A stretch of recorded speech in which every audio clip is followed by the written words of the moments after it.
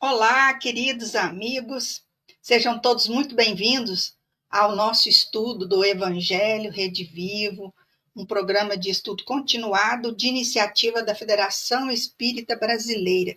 Estamos vendo o livro 6, Atos dos Apóstolos. Vamos interpretar a mensagem de Jesus do Novo Testamento, versículo a versículo, à luz da doutrina espírita. Meus queridos, vamos ver quem está já, Irani. Saudamos a Marlene Tax, a Glaucia Araújo, a Márcia Coelho, Carlinhos Taiano, Gisele Baraldi. Uma boa noite a vocês, sejam todos bem-vindos e ainda vão entrar mais.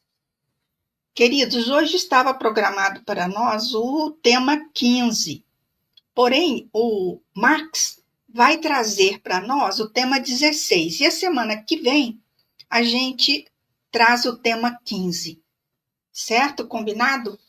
Então, para darmos início e terminarmos a apresentação aqui com vocês, estamos pelo Facebook, pela FEB Oficial, pela FEB Lives, também pelo Facebook e pelo YouTube FEB Lives. Então, vamos convidar a Lenira, que fará a nossa leitura e a nossa prece de harmonização. Boa noite, Lenira, seja bem-vinda. Boa noite a todos, sejam todos bem-vindos, né? Vamos à nossa leitura de harmonização. Então, a gente trouxe hoje uma leitura que está no livro Segue-me, né? Um livro do Chico, pelo Espírito Emmanuel, e o capítulo 2, que nos traz o seguinte tema: levantar e seguir. E passando, viu Levi, filho de Alfeu, e disse-lhe: segue-me. E levantando-se, o seguiu. Isso está em Marcos, versículo 14, capítulo 2. E Emmanuel faz as considerações para que a gente possa exatamente captar toda essa mensagem dele. Vamos lá, os comentários de Emmanuel. É interessante notar que todos os recantos onde Jesus deixou o sinal de sua passagem, houve sempre grande movimentação no que se refere ao ato de levantar e seguir. André e Tiago deixam as redes para acompanhar o Salvador. Mateus levanta-se para segui-lo. Os paralíticos que retomam a saúde se erguem e andam. Lázaro atende-lhe ao chamamento e levanta-se do sepulcro. Em dolorosas peregrinações e profundos esforços da vontade, Paulo de Tarso procura seguir o Mestre Divino entre açoites e sofrimentos, depois de se haver levantado às portas de Damasco. Numerosos discípulos do Evangelho, nos tempos apostólicos, acordaram de sua noite de ilusões terrestres, ergueram-se para o serviço da redenção e demandaram os testemunhos santificados no trabalho e no sacrifício. Isso constitui um acervo de lições muito claras ao espírito religioso dos últimos tempos. A maioria dos cristãos vai adaptando em quase todos os seus trabalhos a lei do menor esforço. Muitos esperam pela visita pessoal de Jesus no conforto das poltronas acolhedoras. Outros fazem preces por intermédio dos discos.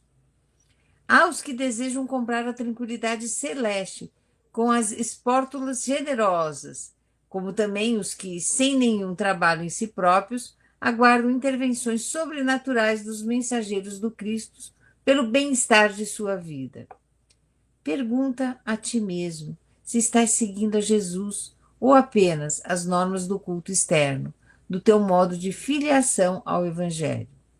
Isso é muito importante, porque levantar e renovar-se é ainda o nosso lema.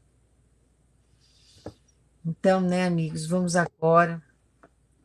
Convido todos vocês para levar os nossos pensamentos para o nosso Mestre Guia Jesus e vamos nos sintonizar com o nosso Pai de Justiça e Amor e agradecer.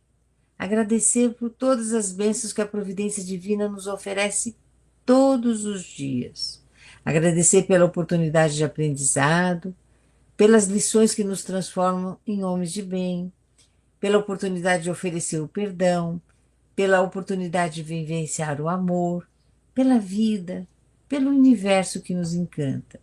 Obrigada, Pai amado, por nos dar condições de aprender com nossos irmãos, a servir, a perdoar, a aprender, e aprender a aprender, né? Permita, Pai, que nos conheçamos melhor e assim com disciplina e firme propósito de renovação nos alinhemos à sua divina lei, a lei da natureza. Que os espíritos superiores nos amparem sempre, que eles nos supram de força para resistir às más influências, de coragem para enfrentar os problemas e de benevolência para compreender o nosso próximo. Permita, Pai, que possamos ser instrumentos vivos e operosos de sua divina lei. Então, que os benfeitores amigos iluminem e inspirem nosso irmão Max, né, que hoje vai conduzir os nossos pensamentos no aprendizado edificador do tema de hoje.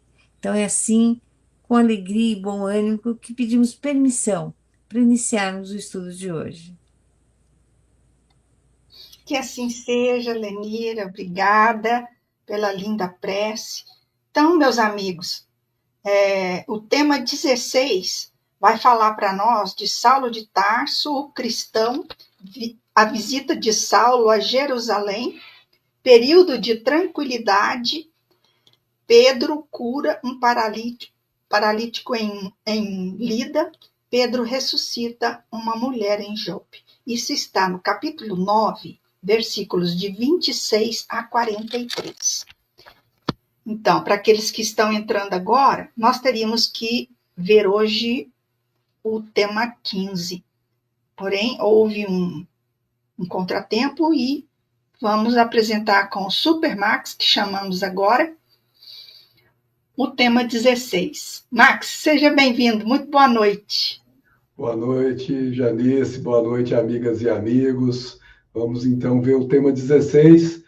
Fizemos uma inversão, não tem problema, semana que vem veremos o tema 15, não faz problema nenhum para nós. Vamos continuar estudando o Evangelho do mesmo jeito, gente. Então, o importante é a gente assimilar a lição. Vamos em frente, então.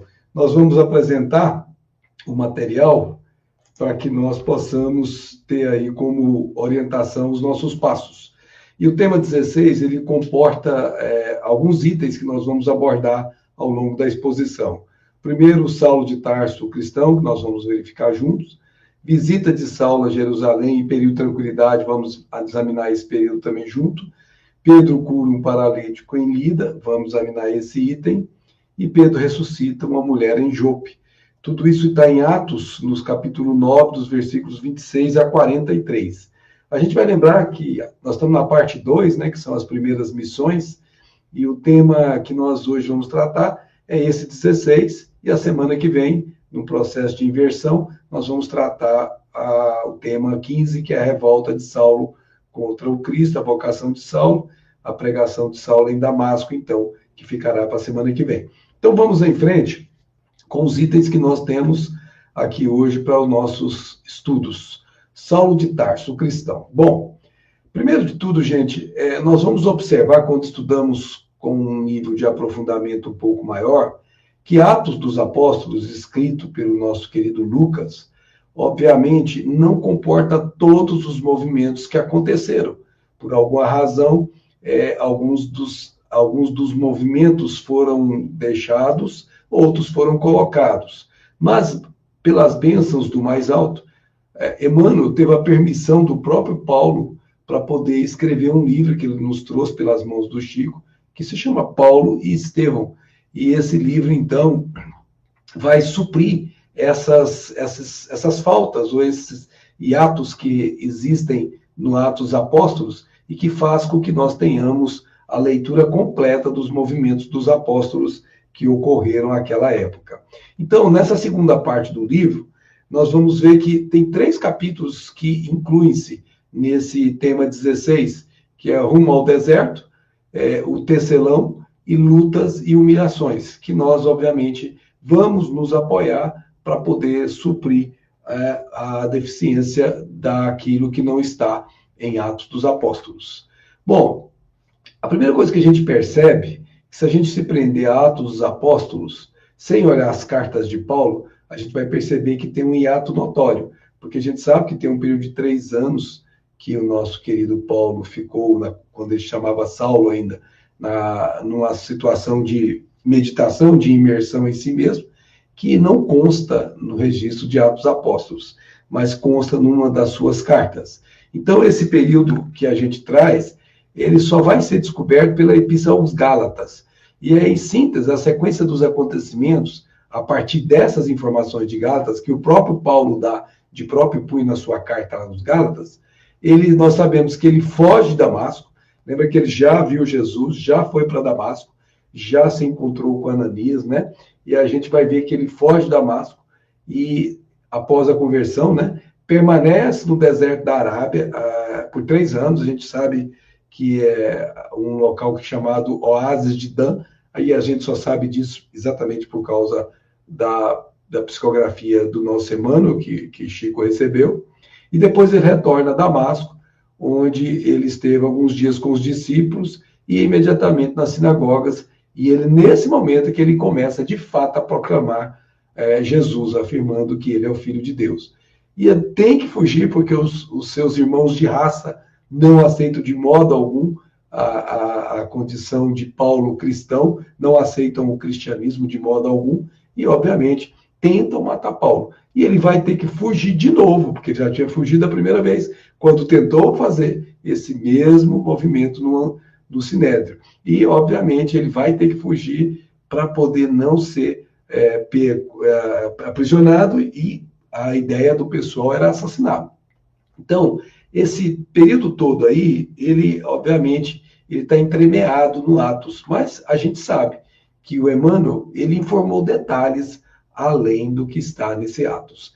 O que nós recomendamos às amigas e os amigos que nos acompanham no estudo, que estão, obviamente, buscando compreender o Evangelho, tendo por base a razão para que a gente não se perca em contradições, e depois, então, meditando esse Evangelho e sentindo, de fato, o Evangelho em nossos corações, é importante que a gente tenha um pouco de contato com essa obra de Paulo, ou melhor, essa obra de Emmanuel, que fala de Paulo. Então, é importante que a gente, nesse capítulo em específico, esse tema 16, que aqueles 3 capítulos que nós mostramos agora pudessem ser lidos pelas amigas e os amigos, que ajudarão a compreender melhor. Então, esses capítulos que nós falamos, rumo ao deserto, o tecelão, lutas e humilhações. Vamos extrair um pequeno trecho, alguns pequenos trechos desse capítulo 1, só para dar ideia da riqueza de detalhes com que Emmanuel nos traz essa informação. Então, por exemplo, o título do capítulo é Rumo ao Deserto, quando ele estava saindo de Damasco, e ele tomou a decisão de ir ao deserto. Então, Paulo vai descrever o que não está descrito em nenhum momento, nem mesmo nas cartas de Paulo, e nem muito menos nos Atos dos Apóstolos. E esse é vamos dizer assim, esse é um movimento que o mundo espiritual fez em nosso favor, os encarnados, que é grandiosíssimo. Nós temos acesso a informações que estão lá nos arcanos do mundo espiritual e, por misericórdia do mais alto, permitiu-se que descessem essas informações que lá se encontram e que agora também nós possuímos. Então, vai dizer o nosso querido Emmanuel, ele próprio, ou seja, o Paulo, que na época chamava-se Saulo ainda, surpreendia-se com o sabor de intimidade com que as expressões lhe afloravam aos lábios. Agora compreendia que a palavra irmão, entre aspas, largamente usada entre os adeptos do caminho, como era chamada a Igreja do Cristo naquela época, não era fútil e vã. Nunca mais esqueceria os irmãos de Damasco, porque ele foi acolhido, gente. Ele foi acolhido, apesar de ser um perseguidor, ele foi acolhido porque Jesus houvera dito para Ananias que ele era o vaso escolhido. Mesmo com tudo que ele fez, ele teria condição de fazer muito pelo Cristo, e Jesus sabia disso. Então, através de Ananias, ele recebeu, vamos dizer assim, os irmãos de Damasco, ele recebeu os irmãos de Damasco como amigos, e não mais como oponentes que ele antes tentara perseguir.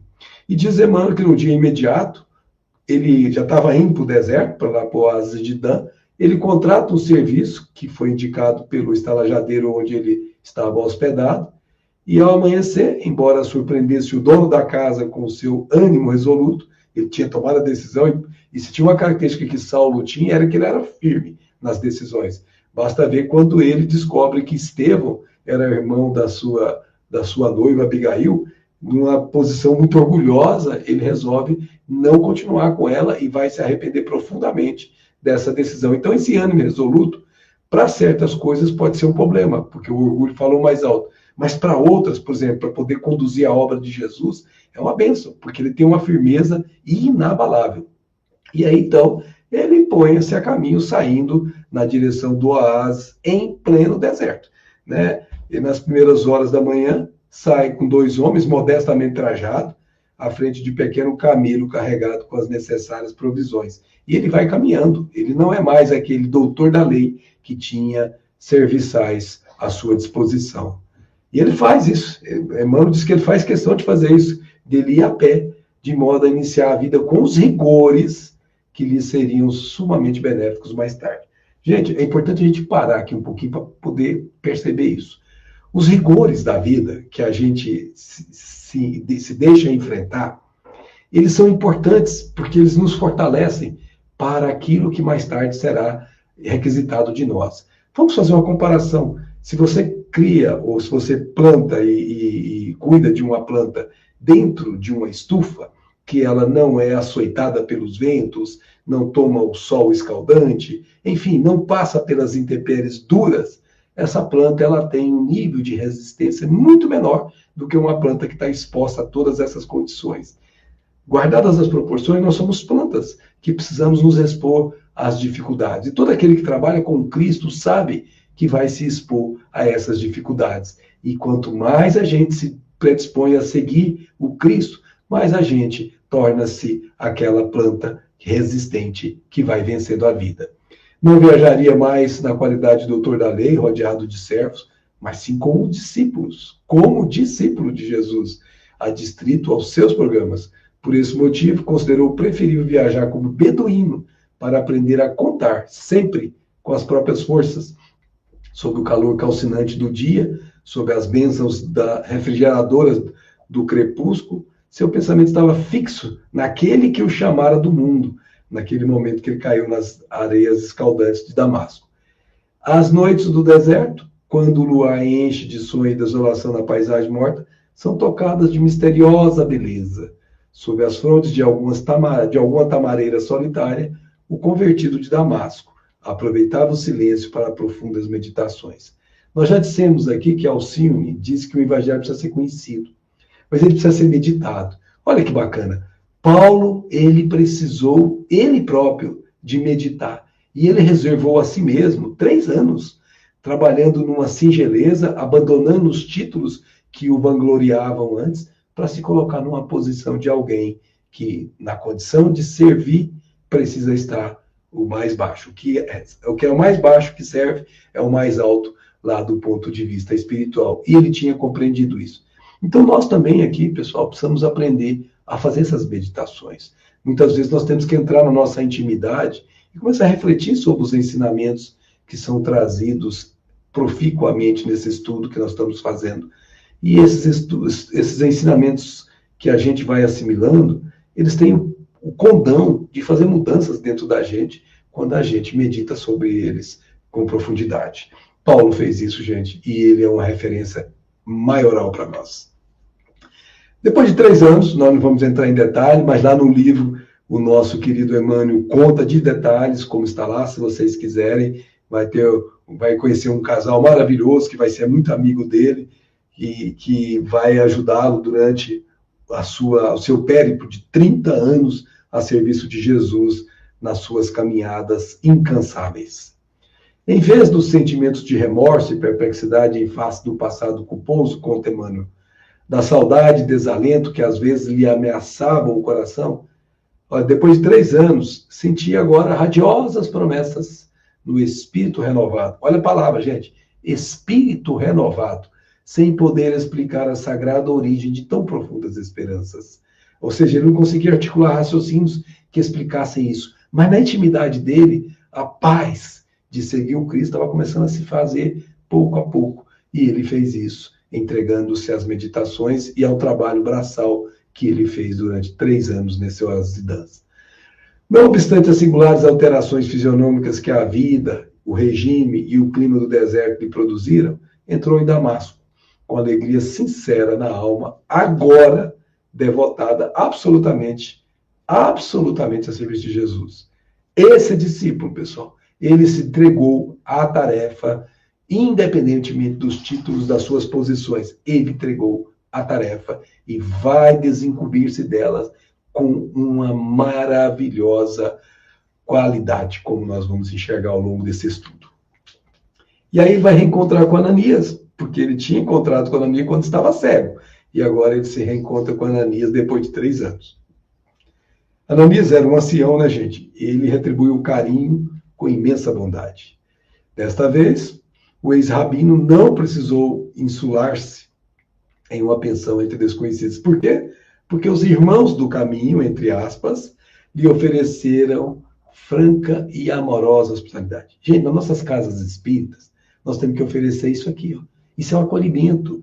As pessoas que chegam em nossas casas, nós temos que oferecer essa condição de lar, essa condição de abrigo, essa condição de recepção. E os irmãos do caminho já faziam isso no 1º século, logo depois da partida de Jesus. Saulo foi informado de todas as novidades atinentes à doutrina, experimentando os primeiros efeitos do choque entre os judeus, os amigos do Cristo. A propósito da circuncisão, todo mundo sabe que para os judeus é necessário fazer a circuncisão para caracterizar a sua ligação direta com a sua escola religiosa. E aí Paulo, que já não concordava com isso, vai ter embates no futuro com o próprio Tiago, nós sabemos disso, ele vai começar a fazer esses embates agora numa sinagoga. E ele entra em pregação. Ele decide pregar na sinagoga de Damasco, aquela mesma que ele estivera 3 anos antes, a respeito do assunto circuncisão, declarando a pouca importância que essa circuncisão deveria representar para o verdadeiro religioso. Já estava mostrando que aquilo era aparência externa e não intimidade do espírito. O seu verbo inspirado, Paulo era extremamente hábil para falar desde quando ele era rabino, e ele continuou com a sua qualidade e aumentou-a, porque o coração falava agora mais do que a própria razão. Inspirado e estava sempre acompanhado, e nós sabemos que ele vai estar acompanhado pelo próprio Estevão, daí porque o nome do livro é Paulo e Estevão. Nós vamos ver que ele vai fazer muita gente refletir a partir do que ouviram dele. Estabelecido tumulto, porque as pessoas não aceitavam, seguiram ameaças de perseguição e morte. Morte naquela época, gente, era uma coisa razoavelmente comum. Mas Saulo saiu de cabeça erguida, olha que bacana, ele não perdeu a dignidade dele, sem que alguém ousasse dele se aproximar naquele momento. Infelizmente, algum tempo depois, os religiosos judeus realizaram uma devassa na cidade, atrás dos cristãos, aprisionando inclusive o próprio Ananias, que era um idoso, e só liberaram ele depois de 24 horas de prisão, sem nenhum crime, com 20 bastonadas que ele, um ancião, foi compelido a receber. Então veja que Paulo, que virá a ser Saulo, já começa a causar danos naquele equilíbrio que ele mesmo achava que tinha, que as pessoas ainda não compreendiam Jesus, que ele já compreendera. E é por isso que essa mudança de sair dos padrões anteriores para entrar em novos padrões é um problema difícil. Daí porque Jesus disse que não veio trazer a paz, mas a espada. A espada nesse sentido, uma nova ideia com novos valores, em seja muita luta para se perpetuar posteriormente. Bom, aí ele tem que fazer aquela nova fuga de Damasco, que nós falamos agora há pouco, e ele do outro lado sai lesto do cesto, colocaram ele num cesto, gente, e desceram pela muralha que tinha em Damasco, escondido. E Paulo ficou com vergonha. Ele deixou-se empolgar por estranhos pensamentos. Ele falava consigo mesmo, seria justo fugir assim? Não havia cometido crime algum. Não seria covarde deixar de comparecer perante a autoridade civil para esclarecimentos necessários? Se ele assim o fizesse, ele teria sido preso e provavelmente assassinado. Ao mesmo tempo, considerava que a sua conduta não provinha dos sentimentos pueris, infantis e inferiores, pois ia a Jerusalém com coragem, buscaria avistar-se com os antigos companheiros, falar-lhes-ia abertamente, concluindo que também não seria razoável entregar-se inerme ao fanatismo tirânico da sinagoga de Damasco. Então ele ponderou, apesar de ter saído de uma forma que ele não era a que o orgulho dele aprovaria, mas ele sabia que tinha uma causa superior a qual ele deveria se entregar. Bem, essa parte está toda no livro Paulo e Estevão, gente, não está em Atos dos Apóstolos. Então, com todo respeito, nós somos os espíritas e os que acessam esse conhecimento superior muito privilegiados por ter informações tão profundas, tão detalhadas e tão reais, porque elas foram a expressão do que aconteceu naquela época. É o próprio Paulo que autorizou o Emmanuel a escrever isso. O texto evangélico que está em Atos, que é o que nós estamos aqui agora abordando, diz assim, vou pedir a permissão para ler completo, para a gente destrinchar o que nós aqui nos propusemos. Tendo chegado a Jerusalém, conta o Lucas, tentava associar-se aos discípulos, mas todos tinham medo dele, do Saulo, não acreditando que fosse de fato discípulo. Gente, quando você já matou, quando você já foi assassino, quando as pessoas sabem que você era cruel, é muito difícil de você falar assim, eu mudei e as pessoas te aceitarem como se você realmente não fosse aquela mesma pessoa. Mesmo os nossos irmãos, discípulos de Jesus, tinham dificuldade e tinham temor de Paulo, que na verdade era Saulo. Mas tinha olha como é a inspiração divina, gente. Tinha um tal de um senhor chamado Barnabé. E o Barnabé tomou consigo Saulo, levou aos apóstolos e contou-lhes como, no caminho, Saulo vira o Senhor, o qual lhe dirigiu a palavra, e com que intrepidez em Damasco falara no nome de Jesus. Daí por diante, ia e vinha entre eles, em Jerusalém, falando com intrepidez em nome do Senhor. Dirigia-se também aos helenistas e discutia com eles, os quais, porém, projetavam tirar-lhe a vida. Os helenistas não aceitavam Jesus de modo algum. Tendo-o sabido, os irmãos conduziram-no até Cesareia, de novo Saulo fugindo, e de lá enviando para Tarso, que era a cidade natal dele. Entretanto, as igrejas gozavam de paz em toda a Judéia, Galiléia e Samaria, aquelas 3 grandes regiões. Elas se edificavam e andavam no temor do Senhor, repletas de consolação do Espírito Santo. Essa palavra temor do Senhor era uma expressão que vinha do Velho Testamento, né?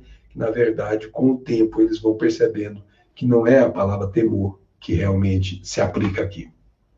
Nós falamos desse Barnabé. Ele era um cristão helenista. E, no entanto, ele foi o único que teve coragem de procurar Paulo e compreender Paulo como ele realmente o fez. Lá no Atos que a gente leu agora, diz que ao tentar-se, esses afastam dele, claro, temerosos. Né? E, obviamente, aparece nessa figura, que era uma figura emblemática, diz até que diplomática aqui, porque ele tinha essa capacidade de tratar com diplomacia, e o discípulo Lucas descreve que sendo um homem bom, cheio do Espírito Santo e da fé, está lá em Atos, capítulo 11, que conduz o ex-rabino aos apóstolos. Então ele foi o intermediário entre aquele Saulo assassino e aquele novo Saulo que um dia virá a ser Paulo. Então veja como é importante as relações humanas. Mesmo na hora que você está servindo Jesus, você precisa de ajuda quando você, sendo conhecido pelo que fez, tem dificuldade de penetrar os arcanos do que precisaria ter feito antes. E todos nós estamos envolvidos muitas vezes pelo corpo de carne, que nos tampam o passado, que funcionam como os Barnabés, que nos protegem de sermos reconhecidos, porque se o fôssemos, muitas vezes não seríamos aceitos também. Barnabé, quem é ele? Barnabé, no aramaico e no hebraico, quer dizer filho da consolação. Eles usavam muito essas expressões, né? Cefas, pedra, para a gente poder, obviamente, entender que era a maneira com que eles nominavam as pessoas. Sobrenome de José, levita de Chipre, convertido ao cristianismo, possuidor de um campo que vendeu e colocou ao seu valor aos pés dos apóstolos em Jerusalém. Nós tivemos a oportunidade de ver em estudo anterior que naquela época a igreja chamada Casa do Caminho, eles recebiam as pessoas que entravam, que se tornavam cristãos e participavam, eles entregavam os seus bens e viviam em comunidade. Uma coisa linda, comunidade. E aqui o Barnabé fez a mesma coisa. E Barnabé teve significativa atuação em momentos decisivos na história do cristianismo primitivo, como nós vamos ver ao longo desse estudo abençoado. Revelando-se como pessoa ponderada e discreta, ser fiel amigo de Paulo, atuando juntos na evangelização dos gentios. Nasquelas caminhadas de Paulo que ele fazia, fundando igrejas e pregando o evangelho entre os gentios, o Barnabé o irá acompanhar muitas vezes, como teremos a oportunidade de ver. Bom, o Atos dos Apóstolos também não dá muito detalhe, mas aqui a gente vai saber que o Saulo ele procura judeus helenistas e vai entrar em mais detalhes com Emmanuel nos contando sobre isso. O encontro com os apóstolos e demais discípulos da Casa do Caminho foi aos poucos se harmonizando. A gente vê isso lá no Atos, né? Sobretudo quando Saulo explicou-lhes que se converteram ao cristianismo a partir do momento em que Jesus lhe aparecera na estrada de Damasco. Entretanto, Saulo procurou também contato com os judeus helenistas existentes em Jerusalém, os quais não aprovaram Saulo, planejando inclusive matá-lo. Está no versículo 29. Justifica-se essa atitude de Saulo de buscar os judeus helenistas, porque ele próprio também era oriundo de família. Então veja que ele foi buscar as pessoas que ele conhecia, tentando passar para elas esse sentimento que ele tinha obtido, que ele ansiava por que outros obtivessem também, porque significaria a libertação dessas almas. E ele, obviamente, não aceita, tem que fugir de novo. E no Atos dos Apóstolos conta isso, né? Mais uma vez ele foi obrigado a fugir, sendo auxiliado pelos irmãos de fé, que o conduziram até Cesareia, né? Aquele porto que, em homenagem a César, recebeu o nome de Cesareia, de onde viajara para Tarso, que era a sua terra natal. Nessa época, a vida dos discípulos de Jesus estava mais tranquila em Jerusalém, assim como na Judéia, Galiléia e Samaria, a despeito do permanente desprezo das autoridades religiosas para com os cristãos, mas pelo menos não estavam perseguindo bruscamente como faziam antes. E aí Emmanuel vai informar um pouco de detalhe que não está no Atos dos Apóstolos, que a gente trouxe aqui também, como aperitivo para as amigas e os amigos depois degustarem com completo lá no livro Paulo e Estevão. Então agora nós vamos falar um pouquinho do capítulo 3. Estamos traindo aqui alguns excertos, gente. Capítulo 3, que é quando Paulo, ou melhor, Saulo, que virá a ser Paulo, tem passado por situações que muitas pessoas não suportariam a primeira e voltaria a ser quem era antes, se não tivesse a força que ele tinha por dentro. E essas lutas e humilhações são como aquelas tempestades, aquelas intempéries que nós nos referimos agora há pouco, que fortalecem a alma. Se naquele caminhar para o deserto, naquele período de meditação, ele fortaleceu o corpo, fortaleceu a sua decisão, aqui nesses momentos de humilhação, quando somos rebaixados, como somos colocados em condição inferiorizada, a gente reforça, a gente fortalece, a gente robustece a alma, que é exatamente onde nós precisamos trabalhar muito. A gente sabe que ele passou por Cafarnaum, não está escrito no Atos dos Apóstolos, antes de chegar em Jerusalém. Quem falou isso? O próprio Emmanuel. Sem rebelar-se, procurou Levi, que era Mateus, que o recebeu de boa vontade. Olha que bacana, Levi o recebeu de boa vontade. Mostrou-lhe sua dedicação e conhecimento do Evangelho, falou da oportunidade das suas anotações. Lembra, gente, a gente sabe que o Evangelho de Mateus é considerado o segundo, foi escrito depois do de Marcos, segundo os historiadores. Mas nós sabemos que fragmentos do Evangelho de Mateus houvera sido escrito exatamente pelo próprio Mateus e foi transferido para muita gente. Inclusive, Gamaliel deu um pedaço grande para o próprio Saulo na época. Então, a gente, no Espiritismo, sabe disso por causa dessas informações que vêm de Emmanuel. Mas a história humana não conta isso. Esses fragmentos, na verdade, para a história humana não existem. E para nós, no Espiritismo, sim. O filho de Alfeu, Mateus era irmão de Tiago, como nós sabemos, alegrou-se ao contágio daquela palavra inteligente e confortadora. Saulo viveu em Cafarnaum horas deliciosas para o seu espírito emotivo. Cafarnaum, gente, era um lugar muito caro para ele, né? Porque Jesus estivera ali muitas vezes. Fora ao local das pregações do mestre, mais adiante, a casinha de Simão Pedro, além a coletoria onde o mestre fora chamar Levi para o desempenho, né? Abraçou homens fortes da localidade que tinham sido cegos e leprosos, curados pelas mãos misericordiosas do Messias.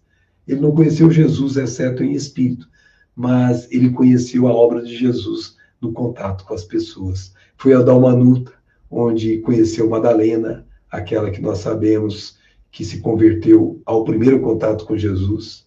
Enriqueceu o mundo impressivo de suas observações, colhendo informes inéditos. Gente, esse caminhar dele, essas passagens por esses lugares, vai fortalecer o espírito para o cumprimento dos deveres que a ele estavam reservados. E ele passa em Jope, que é onde morava a sua ex-noiva, que já houvera falecido, Abigail, e depois ele procura Alexandre, um parente dele, da época que ele era sacerdote. Ele era parente de Caifás e muito amigo de Paulo, de Saulo. Saulo, doutor.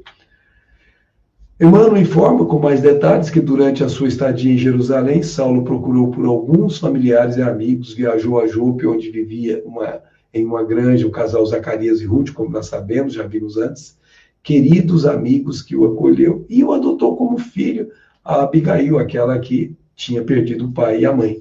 A sua inesquecível noiva, irmã de Estevão. Saulo condenara e conduzira à morte o próprio Estevão, como nós sabemos. Lá chegando, descobriu que os amigos não viviam mais lá, então olha só como é que são as coisas, alterou-se, e ao pedir notícia dele foi escorraçado. Olha só o que é a mudança de posição. Quando ele era doutor da lei, era tratado com todo o púlpito. Quando ele passou a ser um cristão, ele era escorraçado. As humilhações iniciaram. Tratado como mendigo e expulso do local pelo novo proprietário. Retorna a Jerusalém e decide procurar Alexandre, parente do sumo sacerdote Caifás, que ele tinha muita proximidade, com quem, obviamente, tinha amizade, né, na época do Sinédrio.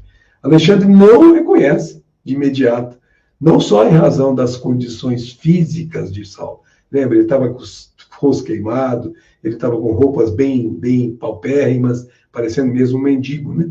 E, além disso, ele tinha um novo modo de pensar, que é o que mais vai impactar nas pessoas. E aí, obviamente, ele tinha aí um contato difícil. Após a identificação, Alexandre o trata com desprezo, sobretudo quando Saulo confessa a sua conversão ao cristianismo, acreditando que ele, o ex-rabino, era portador de enfermidade mental. Para eles, o Saulo tinha ficado doido. O Saulo estava regulando bem na cabeça. Como também assim pensavam os integrantes do Sinédrio e os demais religiosos judeus. Saulo, porém, fala-se com convicção. Olha, gente, como é que é uma alma que se entregou para Jesus de vez. Dizia, no entanto, Alexandre, devo insistir na verdade. Vi com estes olhos o Messias de Nazaré. Ouvi-lhe a palavra de viva voz. Compreendo os erros em que vivia. Na minha defeituosa concepção da fé, demandei o deserto. Lá estive 3 anos em serviço rude e longas meditações. Serviço rude para fortalecer o corpo, longas meditações para internalizar aquilo que ele precisaria executar. Minha convicção não é superficial. Creio hoje que Jesus é o Salvador, o Filho de Deus vivo. Então ele afirmou isso com todas as letras, com convicção para o Alexandre, um ex-amigo. Ante tal veemente declaração, o ex-amigo acreditou que Saulo estava efetivamente demente. Despede-o abruptamente, mas transmite-lhe quais foram as consequências dos seus atos junto aos familiares, como seus pais e Dalila, a sua irmã, e os amigos próximos. Gente, olha, isso aqui é um momento de aferição, de prova mesmo, de valor, porque se você prestar atenção, muitos de nós desistirem nesse momento aqui. Olha o que ele diz. Pois tua enfermidade, repetia Alexandre altaneiro, modificando o diapasão da intimidade, transtornou a vida de toda a tua família. Envergonhados com as notícias chegadas da Síria, Jaques e Dalila mudaram-se de Jerusalém para a Galícia, Sicília, aliás. Quando soube da ordem de prisão levada pelo Sinédrio contra a tua pessoa, tua mãe faleceu em Tarso. Teu pai, que te educou com esmero, esperando da tua inteligência os maiores galardões da nossa raça, vive acabrunhado e infeliz.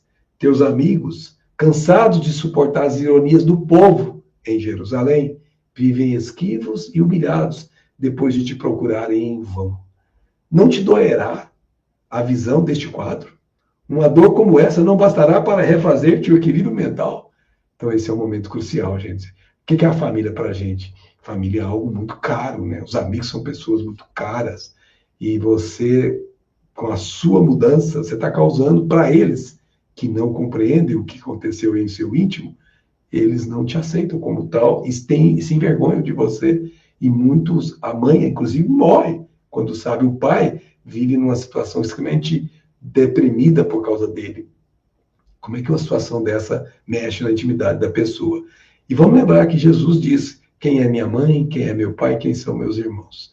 Todos aqueles que fazem a vontade do meu pai, esse é minha mãe, esse é meu irmão. Então, a gente tem que entender que Saulo, nesse momento, travou uma luta íntima de adotar como irmãos a toda a humanidade ou adotar como irmãos e família apenas os consanguíneos da terra. E mais do que isso, não nos lembramos, ele entendeu também que Jesus não vinha trazer paz, mas ia trazer a espada que separaria aqueles que já estão despertos daqueles que ainda precisam despertar. E aqui a gente termina um pouquinho, né? Nós vamos ter a oportunidade de ver muito mais coisas de Paulo, de Saulo para frente. Daqui um pouco nós vamos ver que ele vai se transformar em Paulo. Mas nós vamos aqui também ver que os atos são dos apóstolos. Então nós temos o Pedro também participando desse processo. E tem um processo que o Lucas descreve, que ele faz uma cura em uma cidadezinha, um povoado chamado Lida. Está registrado no Atos pelo nosso Lucas. E o texto diz assim: aconteceu que Pedro, que se deslocava por toda parte, desceu também para junto dos santos que moravam em Lida. Encontrou ali um homem chamado Enéas, que havia 8 anos estava de cama, era paralítico. Pedro então lhe disse: Enéas, Jesus Cristo te cura, levanta-te e arruma teu leito. Ele imediatamente levantou-se. Viram-no todos os habitantes de Lida e da planície de Saron e se converteram ao Senhor. Então veja o que é a permissão de Jesus para que a cura se faça por meio do instrumento, quando é um instrumento fiel à sua obra. As curas passam a se tornar mais frequentes, inclusive. Nessas 2 passagens de Atos dos Apóstolos, Lucas transmite informações das curas realizadas por Pedro, consideradas miraculosas, porque não entendiam. As notícias das curas estudadas nos temas anteriores, como nós já vimos várias, foram difundidas por lugares cada vez mais remotos. E isso atraía multidões que diariamente chegavam a Jerusalém e arredores. Dia após dia, aumentava-se o número de convertidos ao cristianismo, fato que incomodava em demasia as autoridades religiosas. Gente, que nós temos que tomar um cuidado. A cura, ela atrai, porque as pessoas querem se livrar da dor. Mas nem sempre o que é curado se cura, de fato, na alma. E aqui é um risco, porque se não for curado, de fato, na alma, aquela doença volta e volta com mais intensidade. Então é muito importante que a gente, no Espiritismo, nós não estamos com essa intenção de fazer curas dos corpos. Nós estamos buscando fazer cura das almas através do conhecimento meditado, sentido e vivido do Evangelho. Bom, a gente sabia que os apóstolos movimentavam, e Pedro, um dos que mais se movimentavam, né? E seja para atenderem a demandas locais resultantes de instalação das igrejas, seja para auxiliar os sofredores de toda sorte, eles andavam. Então, buscar os sofredores, como Jesus houvera feito, era o que eles estavam fazendo também. O certo é que cada vez mais o evangelho alcançava regiões mais distantes, na Palestina e fora dela, onde viam os gentios, primeiros convertendo os judeus que ali viviam, e depois pessoas politeístas, destituídas da base religiosa que os judeus já tinham, que era monoteísta. Mas essa cura foi feita numa aldeia chamada Lida. Vamos ver um pouquinho sobre ela, só para a gente se contextualizar. Essa aldeia, ela era de Israel, ela estava mais ou menos 18 quilômetros de Jaffa, que é uma cidade famosa naquela época, né? Atualmente a Lida é chamada de Lod ou Lod, sendo considerada uma cidade mista, porque a sua população é formada de judeus e árabes muçulmanos. Então esse lugar ainda existe, gente, está ativo. A cidade é também um centro de turismo religioso, pois, segundo a tradição católica, ali se encontra a tumba de São Jorge, ou Jorge de Lida, conhecido como aquele que matou o dragão. Ele foi um soldado romano do exército do imperador Diocleciano, venerado como um mártir cristão pelo catolicismo do Ocidente e do Oriente, assim como pelo anglicanismo. Então, esses fatos que foram registrados estão aqui registrados em Lida. Ainda Pedro, mais à frente, vai fazer uma coisa que a gente imaginava que só Jesus faria. E quando você estuda, você fala, mas peraí, Pedro ressuscita gente morta também? Sim, gente. Lucas está relatando isso. Quem não estuda o Evangelho com cuidado vai se assustar com isso aqui, porque acha que só Jesus fez a ressuscitação. O texto evangélico diz assim: ora, em Jope havia uma discípula chamada Tabita, e em grego Dorcas, notável pelas boas obras e esmolas que fazia. Aconteceu que aqueles dias ela caiu doente e morreu. Depois, lembra, gente, quando morria, eles enterravam geralmente no mesmo dia, né? Depois de a lavarem, puseram na sala de cima. Como Lida está perto de Jope, os discípulos, sabendo que Pedro lá se encontrava, enviaram-lhe 2 homens com este pedido: não te demores em vir ter conosco. Pedro atendeu e veio com eles. Assim que chegou, levaram-no à sala superior, onde o cercaram todas as viúvas, chorando e mostrando túnicas e mantos, quantas coisas Dorcas lhe havia feito quando estavam com elas. Pedro, mandando que todas saíssem, pôs-se de joelhos, uma atitude de humildade, e orou. Voltando-se então para o corpo, disse: Tabita, levanta-te. Repercutiu o que Jesus houvera dito em outros momentos como esse. Ela abriu os olhos e, vendo Pedro, sentou-se. Este, dando-lhe a mão, fê-la erguer-se. Chamando os santos, especialmente as viúvas, apresentou-a viva. Espalhou-se a notícia por toda Jope, e muitos creram no Senhor. Pedro ficou em Jope por mais algum tempo, em casa de certo Simão, que era um curtidor de couros, né? Então veja, temos aqui uma ressurreição de uma mulher chamada Tabita, feita pelo Pedro. Quando eu falo pelo Pedro, aspas, nós todos estamos envolvidos por espíritos que, esta obra, dessa envergadura, com certeza atuam, e nós sabemos que Pedro era um médium excelente. Em Jope, Pedro faz Tabita ou Dorcas, uma pessoa, retornar à vida após a sua morte aparente. O fenômeno da morte aparente assemelha-se, como a gente já sabe, ao estado comatoso, né, quando a criatura está em coma, usualmente denominado letargia. O indivíduo tem consciência do que ocorre à sua volta, mas é incapaz de manifestar qualquer reação motora ou verbalizar qualquer palavra. Assemelha-se também ao estado que a gente conhece como EQM, quase morte, que hoje é estudado no meio científico e comprovado. Então, isso aqui já é um passo muito grandioso para a comprovação da realidade do espírito, independente do corpo. Em ambas as situações, letargia e EQM, o indivíduo não está efetivamente morto. Seu espírito ainda permanece unido ao corpo físico pelo perispírito. O caso atendido por Pedro é semelhante, porém mais leve, à ressurreição de Lázaro, irmão de Marta e Maria, como nós já sabemos, que Jesus fez retornar à vida, pois aparentemente Lázaro já se encontrava em fase avançada de letargia, com início de decomposição orgânica. A gente sabe também que Jesus fez outras ressuscitações de pessoas que estavam no mesmo dia, né? O filho daquela viúva, aquela menina, né? Aquela criancinha. Então, a gente tem vários casos em que Pedro se assemelhou aos poderes de Jesus, que obviamente foram autorizados por Jesus. E para a gente encerrar, nós vamos fazer umas reflexões com esse momento, porque Pedro tem um movimento interessante.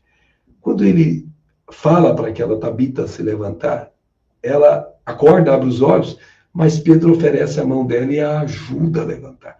E Emmanuel vai fazer aqui uma análise do que isso significa do ponto de vista do agir, do trabalhar com Jesus. Não é só falar, é o fazer.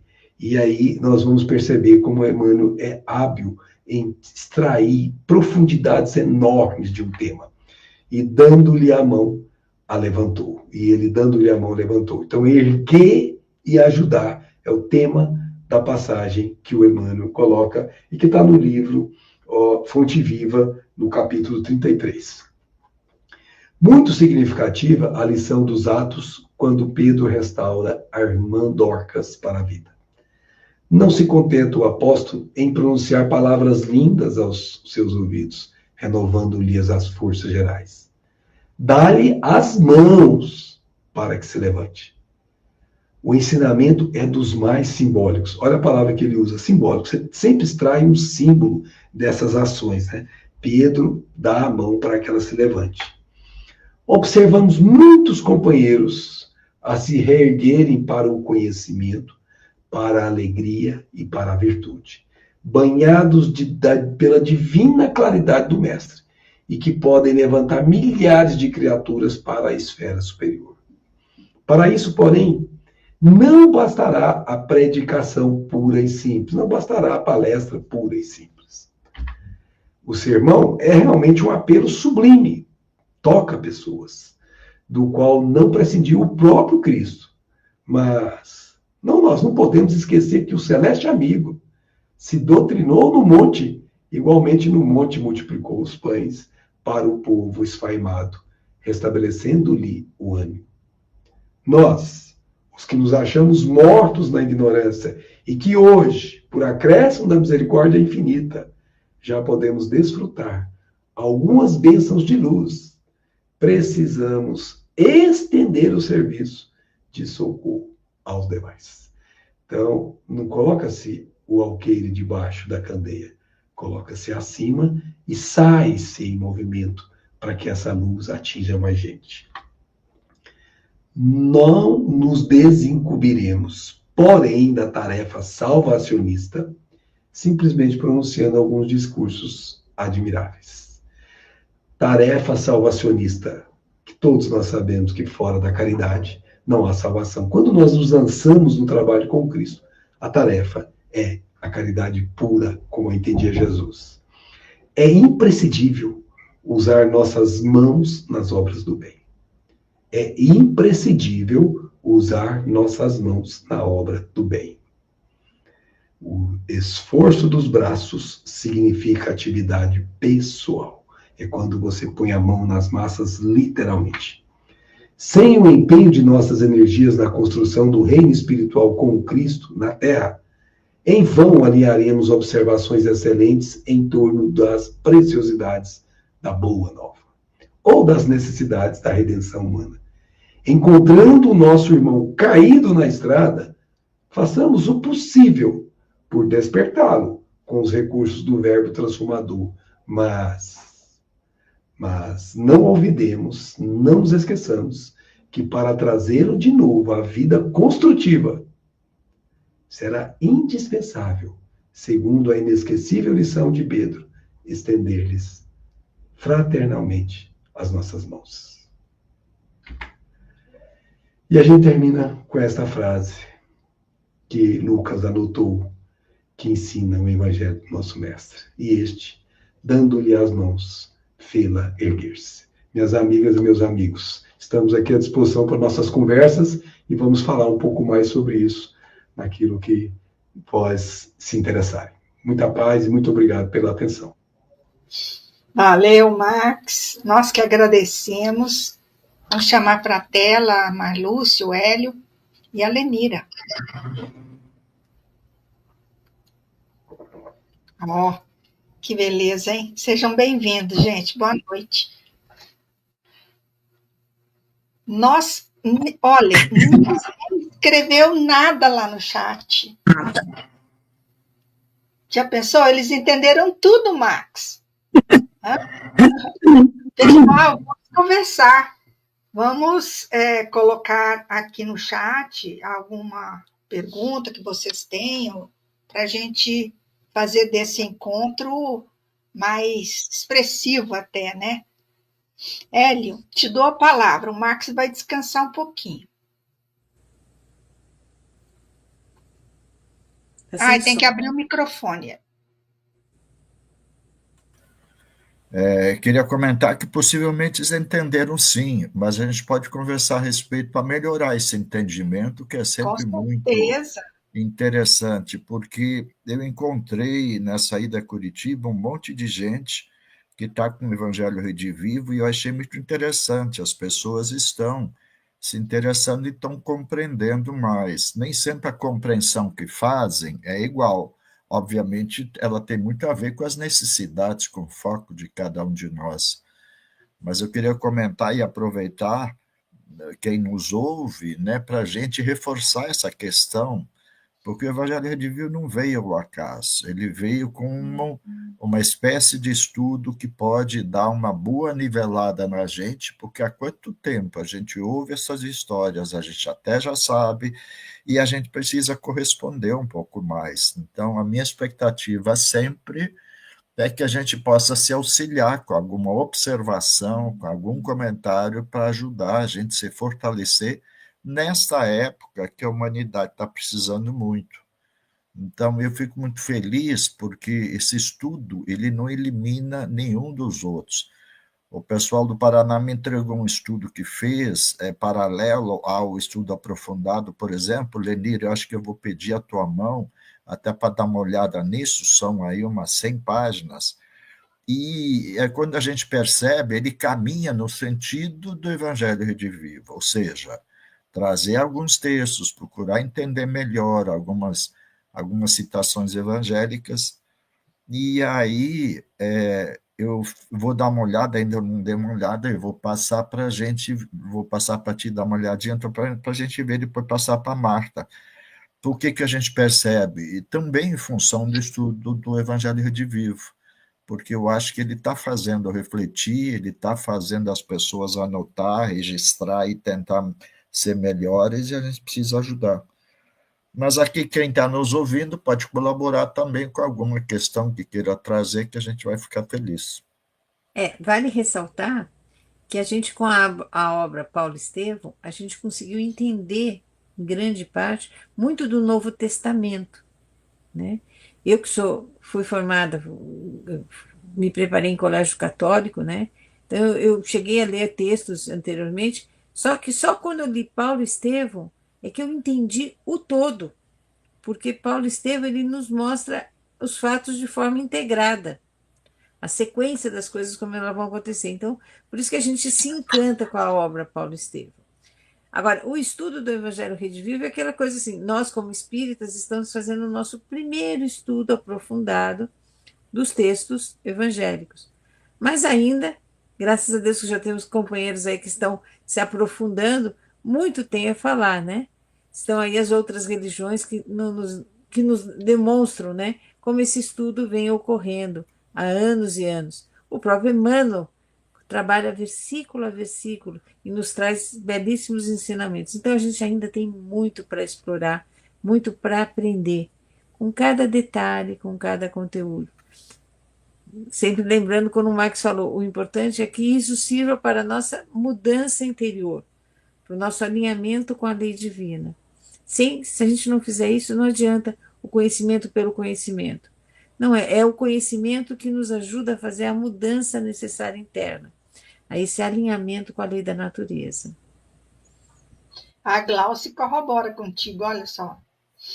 Este livro Paulo Estevão é muito rico, temos que ler e reler. Só aprendizado.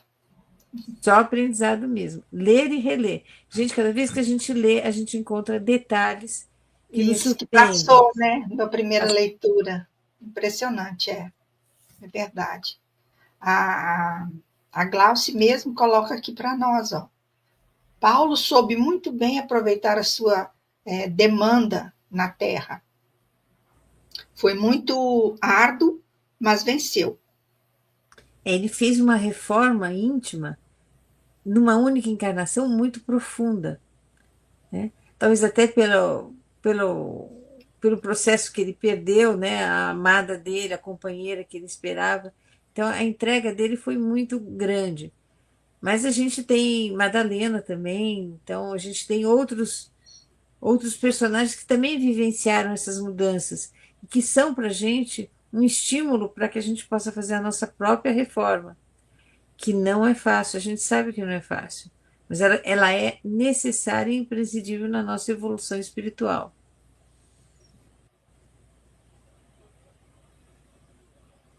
Alguém mais quer? Não, só complementando isso mesmo que os amigos falaram em relação ao livro, Paulo e Estevão, ele preenche as lacunas de Atos, né, dos Apóstolos, traz os detalhes, porque Emmanuel trouxe essa riqueza para a gente. Então, você compreende melhor, entende Paulo, se admira e deve se espelhar no exemplo da conversão de Paulo, do trabalho que ele fez com ele mesmo, né? De todo o passo a passo que ele fez, é um exemplo para nós. E lendo o livro, encaixando com as falas de Lucas em Atos dos Apóstolos, a gente compreende muito melhor a trajetória de Paulo, né? Entende e também entende tudo o que aconteceu no antes e depois do encontro dele com o Cristo. Assim deve ser a gente também, porque Saulo, ele se despiu, ele retirou as escamas que o impediam de ver o Cristo vivo, e depois foi o maior divulgador da doutrina do Cristo entre os gentios, e para toda a humanidade, né? Então, lê e relê, Paulo e Estevão, com a metodologia do Evangelho Redivivo, extraindo o espírito da letra, versículo a versículo, fica muito mais fácil de compreender tudo, sem dúvida alguma. É verdade, Marluce. Tenho um comentário aqui do Aldo. Olha só. Não consultes a palavra impossível no dicionário da experiência. Todos temos a vontade por alavanca de luz e toda criatura, sem exceção, demonstrará a quantidade e o teor da luz que entesoura em si próprio, toda vez que chamada a exame, né? Que seria Paulo, né? E nós somos chamados a exame toda vez, né? Toda vez que a gente está diante de uma dificuldade, diante de uma dor, ou de uma situação que nos surpreende, nós estamos sendo testados na nossa paciência, na nossa boa vontade, na nossa benevolência, né? Na nossa resiliência. Então, basta a gente reconhecer que oportunidades nos são dadas para a gente exercitar essas virtudes. O que a gente tem que pensar no final do dia é: eu consegui exercitar alguma virtude hoje, de fato? Consegui colocar na minha prática alguma das virtudes? Se sim, graças a Deus, eu estou podendo exercitar, né, a minha evolução espiritual, estou buscando me aprimorar.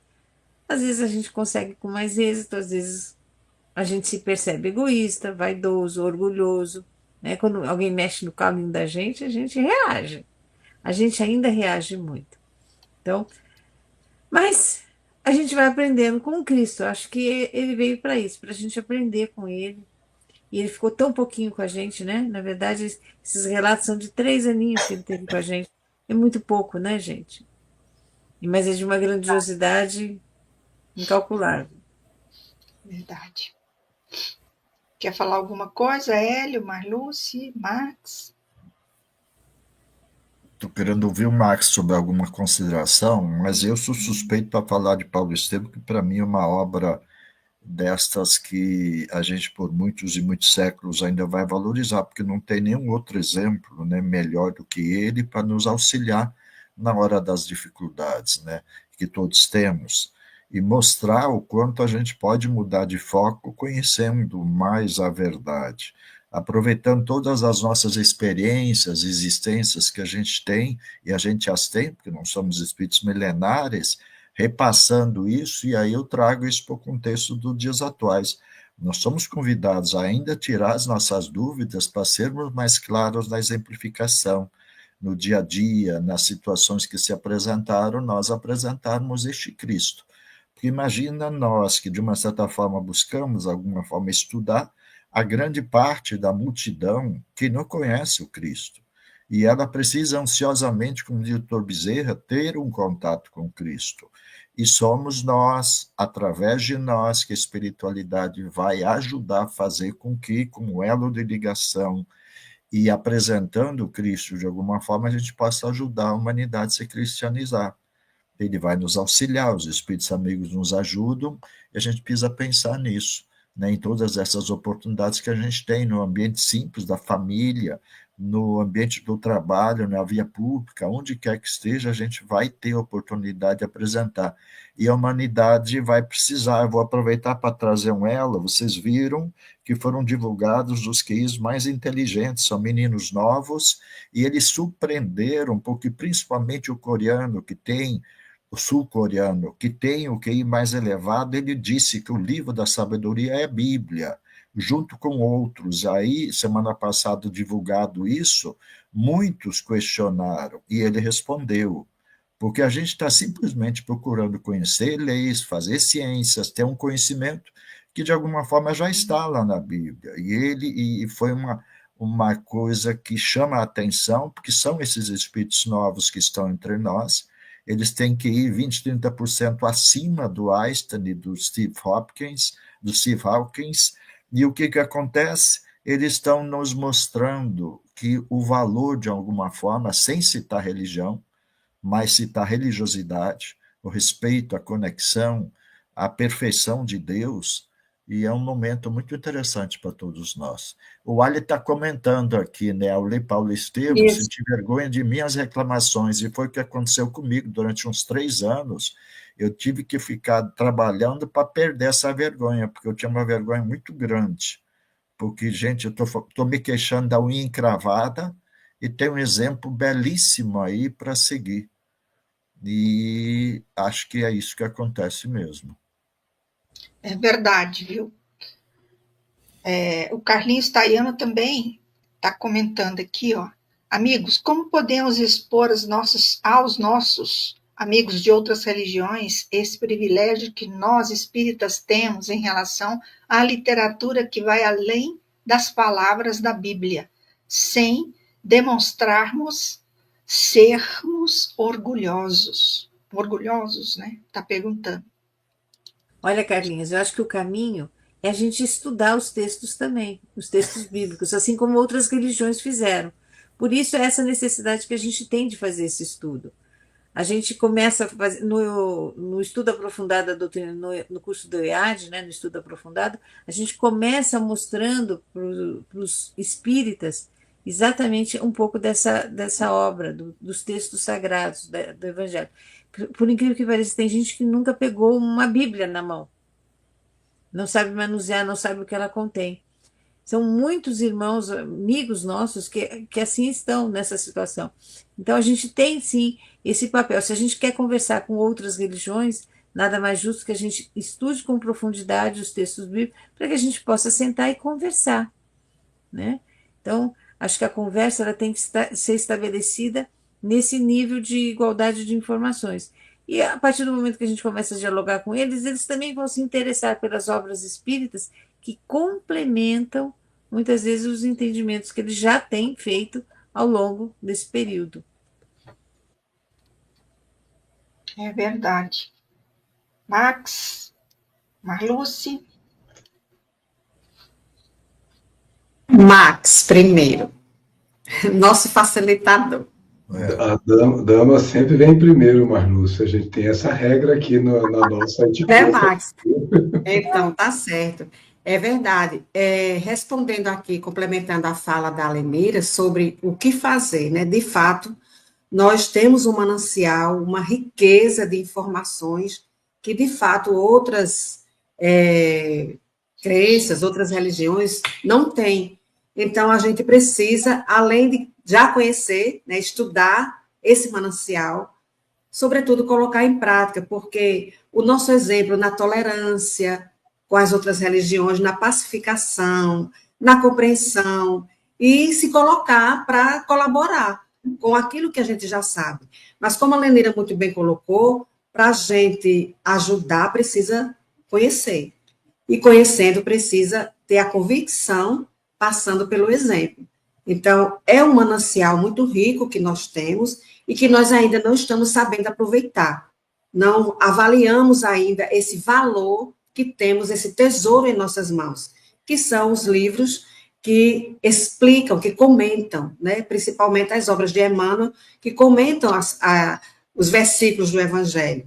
Então, mais do que nunca, nós, os espíritas, precisamos nos debruçar e seguir aquela orientação que está lá no Livro dos Espíritos, questão 627, sobre o simbolismo, sobre as parábolas, que hoje não podemos mais falar ao pé da letra.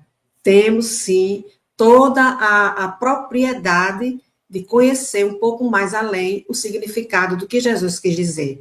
Então, conhecer, meditar, sentir, mas procurar vivenciar, porque aí sim, a gente fala com convicção, porque aplica, né? Prega e emprega. É isto.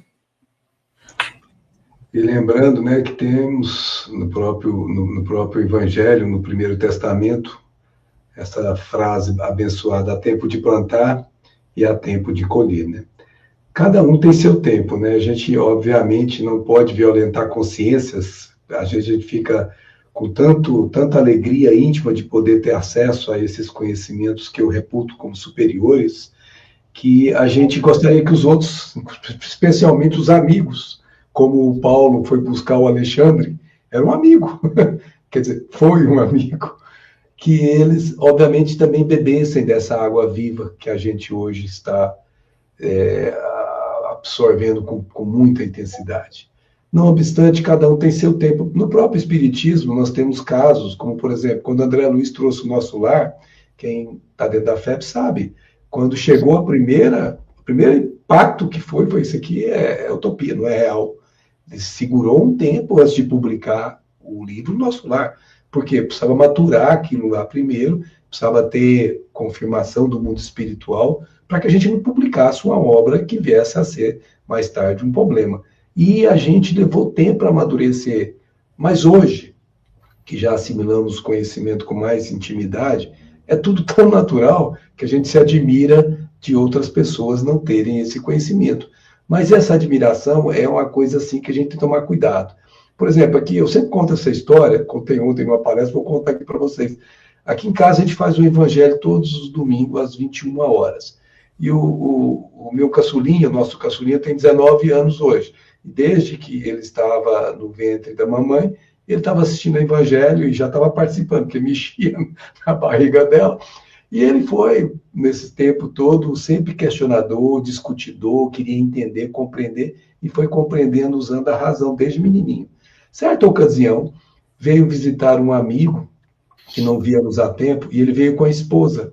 E aí, quando ele chegou, era exatamente o horário do evangelho. Abrimos a porta e explicamos para ele que estava fazendo o evangelho.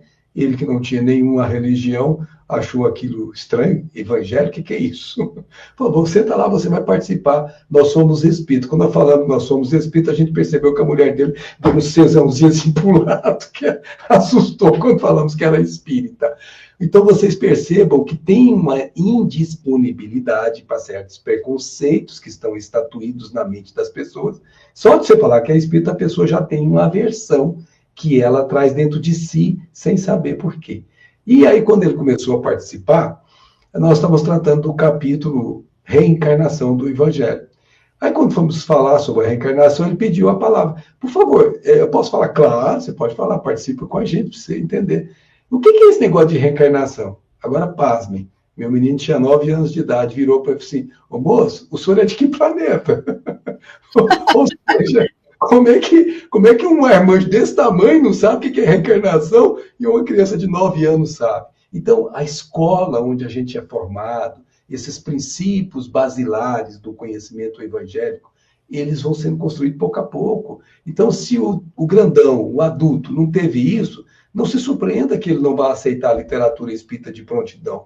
Mas o mais importante é que, no nosso modo de viver, nós tentamos, com toda a nossa força, expressar o evangelho no nosso modo de ser. Porque quando você faz isso, é como se você estivesse exalando um perfume, e as pessoas que estão ao seu lado, elas captam isso, e elas começam a colocar uma pulga atrás do olho. O que é aquele rapaz, o que é aquela moça que consegue fazer isso? Olha como ele foi, ele não se nervou, não devolveu a ofensa. Quem que é essa pessoa? Aí começam a se interessar, não pelas obras, mas pela expressão que as obras estão trazendo no viver da pessoa. E aí ele vai, porque o interesse surgiu, buscar por si próprio a fonte que essa pessoa auriu e que a tornou como ela é hoje, para que ele um dia também seja. Então, dê tempo ao tempo. A gente, obviamente, tem que viver o evangelho, mas sem fazer proselitismo, sem ficar expansionando para todo lado, como se todos devessem ser evangélicos, todos devessem ser espíritas. Não, cada um tem seu tempo. Mas, se pudermos, ofertar com aquele que já tem sede, ofertemos com todo o coração, porque sabemos que ele vai se descedentar como nós também nos descedentamos. Então é isso, eu acho que a gente tem que estar disponível e tem que fazer esforço para viver o evangelho tal como ele nos foi trazido por Jesus. Muito bom. De que planeta você é, né? O Arley Robson fala de novo aqui, ó. Os testemunhos de Paulo, as muitas dores que ele suportou sem que a sua fé fosse abalada, são um grande exemplo para nós que reclamamos por qualquer descontentamento. É aquilo, né, que ele falou agora mesmo, ele está falando mais especificamente. Realmente, né? Aí eu queria fazer uma observação, o quanto o Oriente vai absorver melhor determinadas ideias que nós, do Ocidente, ainda somos mais reclamantes, né? E o povo oriental é menos. Então, o que falta para eles é, de uma certa forma, tirar uma série de acréscimos nas religiões e o que eles estão fazendo agora, eles estão descobrindo, e eles vão nos surpreender porque eles vão fazer muita coisa bonita, porque eles têm já convicções, respeito a inúmeras coisas. E aí, enquanto estavam falando, estavam me lembrando ainda das palavras de São Francisco, e de pregar o evangelho, se é necessário usar as palavras. Estava me lembrando também de Emmanuel, que diz o seguinte: és pregador, meu irmão? Cuidado com as palavras, porque palavras sem atos são como folhas secas que o vento leva, e geralmente para a ilusão. Isso está escrito, e normalmente, quando tem um pregador, alguém que gosta de falar, e a gente sabe que faz pouca obra, a gente coloca essa placa na frente dele e ele, obviamente, fica contido no sentido de falar, porque a gente precisa ser coerente. E aí nós temos, semana passada, uma mensagem do Padre Cícero, que vem nos lembrando.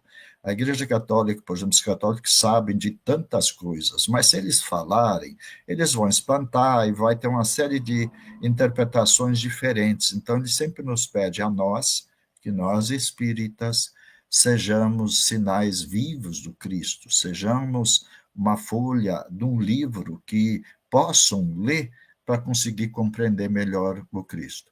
E ele falou isso especialmente num momento onde o Papa, em função da pregação dele da paz, ele está sendo desafiado e ameaçado. Ele sofreu, semana passada, algumas ameaças e a gente sabe, né, de uma certa forma, seriam os extratores daqueles que não entendem e não querem a melhoria do planeta, mas que a gente possa fixar. E me lembro muito de um espírito, há uns 30 anos atrás, chamou-nos a atenção quando ele disse: se você está pensando em fazer grandes coisas, que você, a maioria, não vai conseguir fazer, você, na hora de desencarnar, vai estar com pouca luz. Você tem que tentar fazer as pequenas coisinhas que às vezes parecem insignificantes e que, somados no final da existência, vão fornecer uma luz suficiente para o seu espírito prosseguir. Então, cada um de nós tem inúmeras oportunidades, pegando essa trilha do Paulo, que a gente falou, pegando a trilha de tantos espíritos, trazendo o Chico, por exemplo, que não costumava reclamar, de uma certa forma que eles possam ser mais do que nunca, né, espíritos que nos auxiliam a andar com mais proveito. Que a gente possa refletir sobre isso, porque a comunidade está precisando do exemplo, de um viver cristão, porque gente falando, livre, ditado, temos muitos, mas a grande questão é o exemplo, para envolver, e aí eu estou falando exatamente do texto da humanidade, que não se convence porque ele conhece todo o evangelho, escreveu parte dele, participou, né? E estes dizem que só vão se convencer se nós formos mostrar pelos exemplos aquilo que a gente fala. E que é esse terço que o Dias da Cruz chama a atenção, é o terço que não aceita Jesus. não aceita por quê? Porque não tem convicção de que conhece a história dele toda, porque viveram, são espíritos que viveram com ele e seguem vivendo em suas encarnações, e hoje eles estão entre nós, nos desafiando para que a gente seja convincente, para que a gente consiga envolvê-los. E aí o esforço que cada um de nós é iluminado nesse sentido. Verdade, ali você estava falando do Oriente e o Ocidente, né? Tem matéria de destaque. O oriental, ele é muito disciplinado.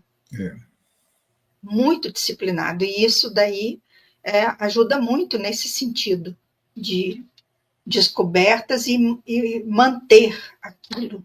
É impressionante. Até o Chico falava, né? Disciplina, disciplina. Chico não. Quem falou foi o Emmanuel. Disciplina, disciplina, disciplina, né? A Gisele está elogiando o nosso estudo, ó. Maravilhoso, enriquecedor e estimulante para seguirmos com amor. O Aldo também coloca mais uma observação: a cada um segundo grau, os estados de natureza do ser, de seres vivos inteligentes. Né? Também ele coloca várias outras expressões aqui, a Gisele. Aos poucos, vamos plantando sementinhas nos corações ao exemplificar. E aí eu recomendo para todos que estão me ouvindo que leiam as palavras do moço, que tem acho que 23 anos, que é considerado o QI mais elevado, e aí voltou a discussão que o QI não é a fórmula, vamos dizer, mais completa para medir inteligência, mas é a melhor que a gente tem por enquanto. Então, quando ele diz que tudo que a gente está fazendo hoje, a gente vai encontrar mais certeza se a gente conseguir conjugar com os ensinamentos da Bíblia.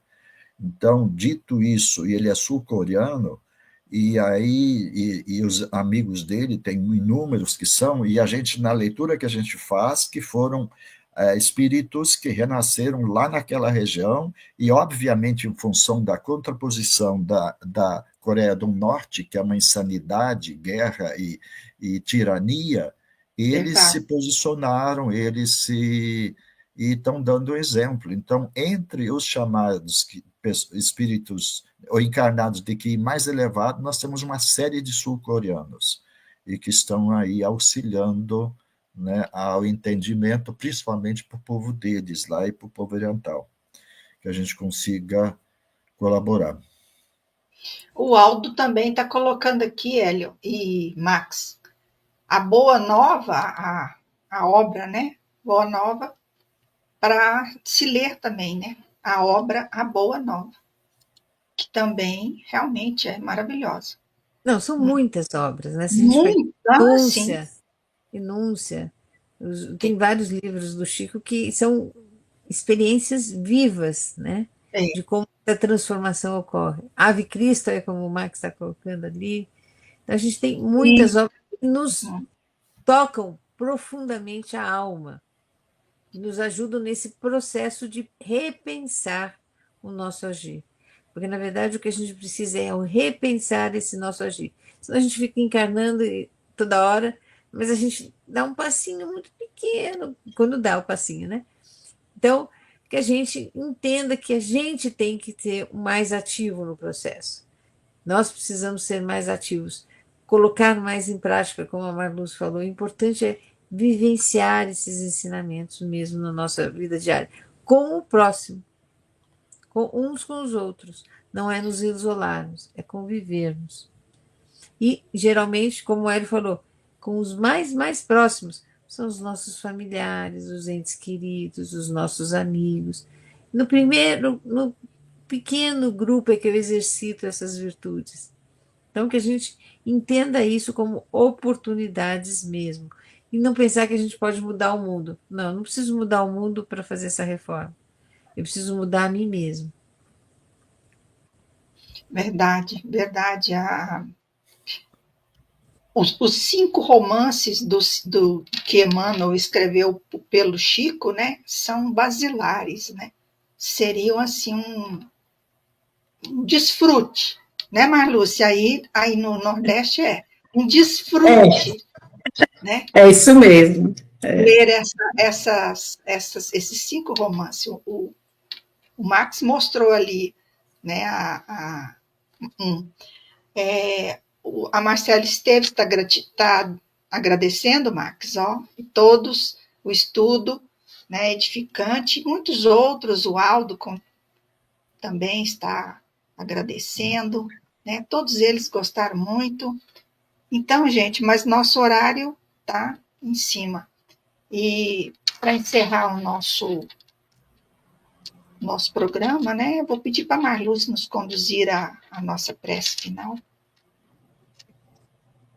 Então, vamos, diante de tantos ensinamentos, tantas reflexões importantes para o nosso dia a dia, resta-nos, agora e sempre, agradecer a Jesus pela sua passagem entre nós, por continuar conosco, nos estimulando, nos oferecendo as oportunidades de crescimento, nos oferecendo ajuda e assistência diuturnamente, através do nosso anjo guardião, dos amigos simpáticos e familiares que estão no plano espiritual, a nos estimular esta caminhada com mais propriedade, sem perder mais tempo com tergiversações pueris. Agradecer aos amigos do plano material encarnados como nós, que estudam, que se debruçam sobre as obras, que comentam o Evangelho de Jesus, Velho Testamento também, trazendo para nós a oportunidade da reflexão, facilitando a nossa vivência neste momento turbulento em que denominamos transição planetária. Obrigado, mestre querido, por tudo que nos coloca à disposição para o nosso próprio crescimento, o nosso aperfeiçoamento, mas feito com calma, com profundidade. Obrigado, Senhor, por esses breves momentos de estudos, mas que impactam em nosso dia a dia, numa vivência mais tranquila em relação a nós, a Deus e ao outro. Obrigado, Senhor, por tudo que estamos recebendo nesses dias tumultuados. Por isso te rogamos, ajuda-nos a colocar em prática o passo a passo que Saulo fez, demonstrou e deixou registrado para nós através de Emmanuel. A resiliência, a paciência, o esforço de retirar dos nossos olhos as escamas da ignorância, do orgulho, do fanatismo, da vaidade, do personalismo, que tanto atrapalham ver o Cristo tal qual ele é.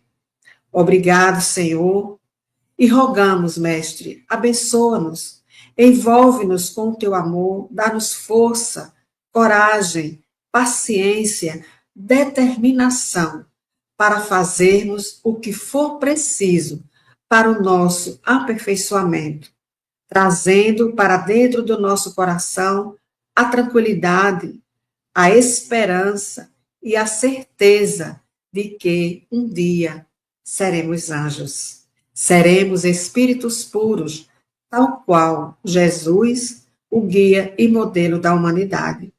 Abençoa os nossos familiares, ajuda-nos a entendê-los, a compartilhar com eles estes ensinamentos, pela vivência da tolerância, da paciência, da bondade. Obrigado, Senhor, por lições tão importantes para o nosso viver. Abençoa também, Mestre, a humanidade, o planeta Terra, que agoniza, é verdade, mas é uma agonia, um pré-libá, um prelúdio de dias melhores. Após a tempestade, sempre vem a bonança. Após a noite, raia um novo dia. Estamos, Senhor, nas primeiras horas deste dia novo, desta boa nova, que finalmente chega para todos nós como experiência vivida conosco, com Deus e com o próximo. Gratidão, Senhor. Abençoa-nos e permanece conosco sempre. Que assim seja. Vamos chamar o Hugo para a tela também, para as nossas despedidas. Obrigado, Hugo, por nos conduzir nesse estudo, né? Muito bom. Então, queridos, na segunda-feira que vem, a gente traz o tema 15, né? Que é o comecinho das descobertas de Saulo com relação ao cristianismo e a Jesus.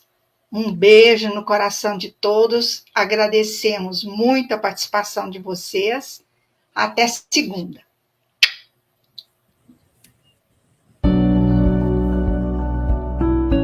Somos impulsionados e motivados por um bem maior. Por meio da caridade e da vivência do Evangelho do Cristo, chegamos onde chegamos. Conquistamos o que conquistamos. O nosso trabalho acolhe quem mais precisa, e independente da distância, nossos meios acessam lugares que antes pareciam inalcançáveis.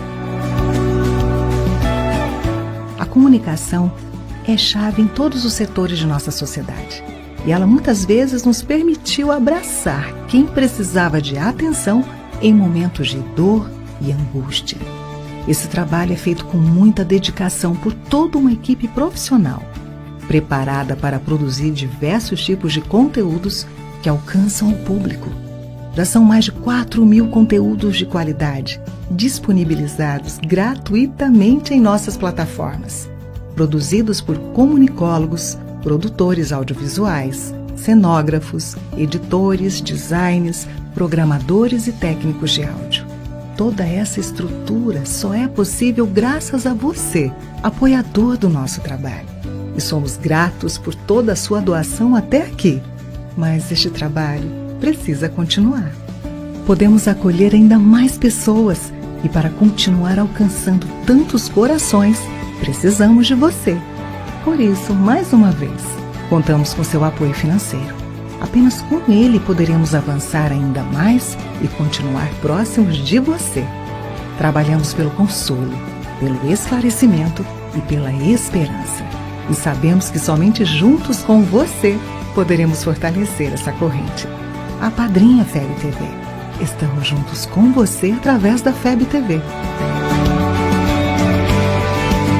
Acesse doe.febtv.com.br e faça sua doação.